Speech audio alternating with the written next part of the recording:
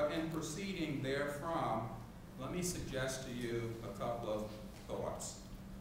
Our children attend school more than 7 hours a day on average. And that means what happens at school and how and why it happens has a direct influence on what our children do, what they think, what they eat, and what they learn. Schools, suffice it to say, have a role and influence surpassed only by that of the family. We all know that. ASCD has historically responded to that role by advocating systemic change. Systemic change that brings to scale that which we know that works. It's really not a puzzle.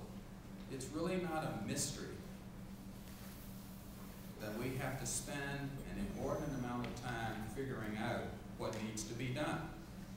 It's a matter of developing the will to do it. And that will necessitates the leveraging of our respective strengths that are reflected in partnerships such as the one that we're celebrating today. ASCD's Healthy Schools Communities work is but one example of a research-based school and community improvement process that integrates health and learning. School and community stakeholders in our Healthy School Community sites work together in tandem, if you will, to weave physical, social, and emotional health and academic success into their schools' policies and practices.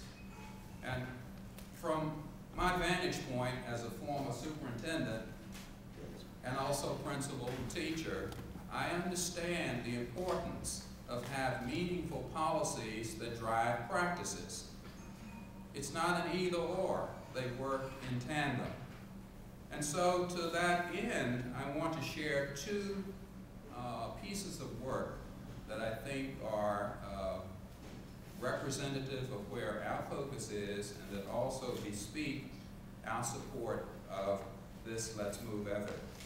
The first is a program, a product, if you will, that ASCD chose to bring to the market in 2010.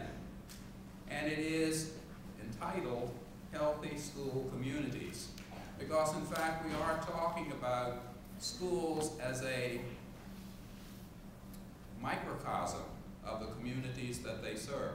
Schools cannot do it alone, but schools working in partnership with their multiple communities can make things work. And so we instituted a pilot study, and we identified pilot sites for the Healthy School Communities program. And I want to share those sites. There are about a dozen or so of them, because they represent the diversity that is reflected in our nation, but they also expand beyond U.S. boundaries. The first school that we chose is Barclay Elementary Middle School in Baltimore, Maryland. The second, Blackstone Academy in Pawtucket, Rhode Island. Boston Arts Academy in Boston, Massachusetts. Des Moines Municipal School, listen to this, not Des Moines, Iowa, but Des Moines, New Mexico. Did you know that there was such an entity? Hill Elementary School in Hills, Iowa.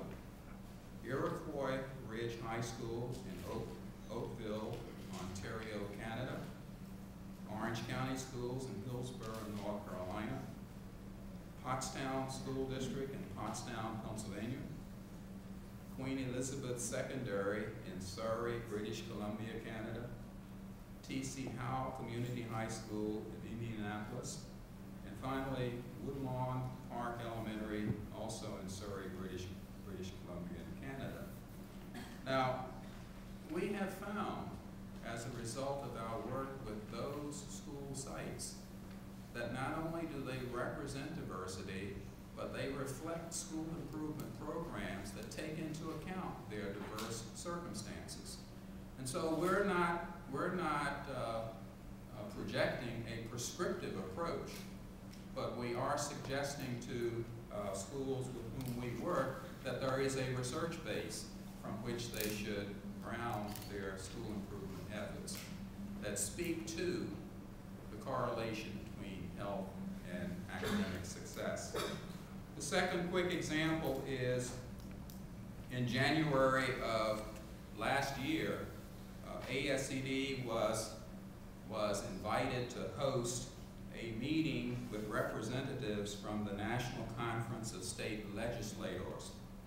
And the purpose of that gathering was to identify key policy issues at the state level that we ought to all be attending to. There were 3 policy recommendations that resulted from that meeting. And notice that ASCD was not the entity that was charged with driving the results of the meeting. We were chosen as a host to help those disparate groups, if you will, coalesce around a significant number of findings. This is what they agreed to, and that we have subsequently embraced. 1, to establish a commission in each state to ensure that policies and practices support the whole child. We all know that there are examples throughout this country in school districts where decisions are made on a day-to-day basis that reflect policies and practices that are not necessarily good for kids. And so that was the background for that particular piece. Secondly, to align and coordinate services, resources, and data across state agencies that serve children, both in the academic domain and in the health domain. And finally, to publish an annual state report card, and I know report cards get the dander of many of us up, but to support an annual state report card that measures the healthiness, the safety, and the education of children and families. As an outgrowth of that from the ASCD Association arena, we've identified these states to serve as pilots to move these 3 initiatives forward: Alabama, Arkansas, Massachusetts, New Mexico, and Rhode Island. Now you might say, why did you choose those states? Well, we looked at the work that was occurring, and so among the criteria, we identified this criterion as looming large, and that was the previous actions at work that those states had already taken along the lines that I've just described. The other was the support systems that were in place, inclusive of academic institutions and agencies, as well as those directly related to health. And finally, the perceived overall readiness that those states represented. And so, hopefully, as the time ensues, we'll be able to report back to you the results of those efforts. In summary, I guess what I'm saying to you is that this whole child approach to education has the potential to create environments where students learn about and practice healthy behaviors which are reinforced in the classroom, in corridors, and extensions of the school into the communities. We, as an association, and hopefully working in tandem with you, want to ensure that all of our children are prepared for secondary and post-secondary schooling if they happen to begin school at the elementary level. But more importantly, that that's reflected into the workforce and society.